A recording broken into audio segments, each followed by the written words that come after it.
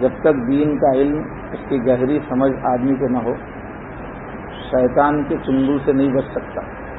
شیطان بہت ماہر ہے، اور جس زمانے میں ہم ہیں حضور پہلے ہی بتا چکے ہیں، اس میں فتنے بہت آئیں، اس میں حق اور باطل گڑبڑ ہو جائے گا۔ دجال کا معنی کیا ہے؟ بہت، دجل کے معنی فریب ہوگا، تو وہ زور زبردستی اس کے اندر کم ہوگی۔ دجال کے فتنے میں دھوکہ بہت ہوگا، لوگ جو ہے برائی کو اچھائی سمجھ کے اختیار کریں۔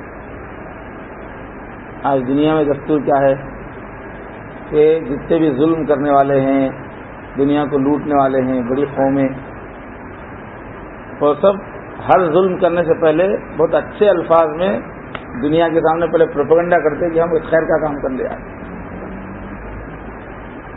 ہر برائی کو اچھا رنگ دے کر پھر اس کو نافذ کرتے ہیں۔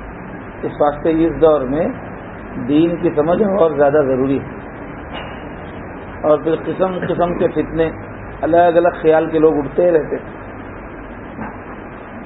ایک محلے میں، شہر میں گھوم کے آپ دیکھو تو مسلمانوں میں 20 خیال کے لوگ رہتے ہیں۔ تو جب ایسا ماحول ہے تو آدمی کو حقیقی علم دین کیا ہے، کس چیز کی کیا تشریح قرآن و حدیث میں، اور راسخ علماء نے کیا کہا ہے، پختہ علم والے نے، یہ جاننا ضروری ہے، ورنہ آدمی کو بہت نقصان ہو جائے۔ دماغ بھٹک گیا تو زندگی میں کیا بھی اعمال کرتے رہو، گمراہی میں آ جاتے۔